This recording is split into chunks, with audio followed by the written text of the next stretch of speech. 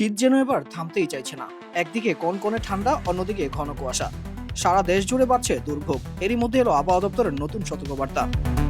শৈত্যপ্রবাহ নিয়ে আবারও দুঃসংবাদ শুনতে হচ্ছে দেশবাসীকে।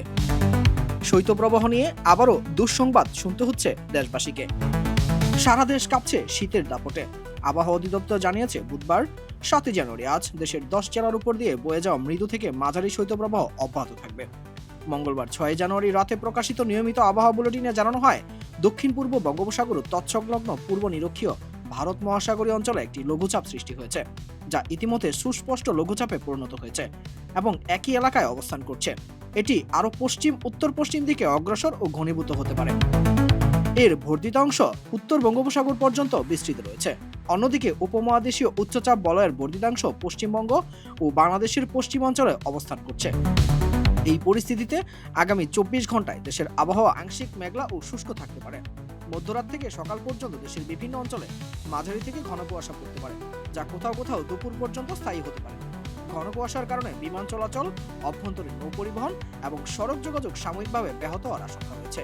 বর্তমানে শৈত্যপ্রবাহের কবলে থাকা জেলাগুলো হলো রাজশাহী, পাবনা, বগুড়া, দিনাজপুর, নীলফামারী, পঞ্চগড়, রাঙ্গামাটি, যশোর, চুয়াডাঙ্গা ও কুষ্টিয়া।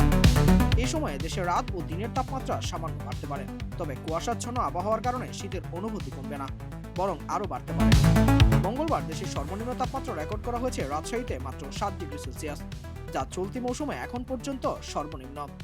অন্যদিকে রাজধানী ঢাকায় সর্বনিম্ন তাপমাত্রা ছিল 11 ডিগ্রি সেলসিয়াস। আবহাওয়াবিদ ডক্টর মোহাম্মদ বজলুর রশিদ জানান, বায়ু দূষণের কারণে বাতাসে ভাসমান বস্তুকণার পরিমাণ বেড়ে গেছে।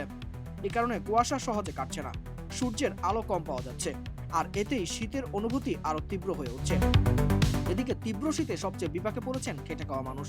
দিনমজুর, ছিন্নমূল ও নিম্ন আয়ের মানুষদের জীবনযাপন হয়ে উঠছে চরম কষ্টকর। হাসপাতালগুলোতে বাড়ছে ঠান্ডাজনিত রোগীর সংখ্যাও।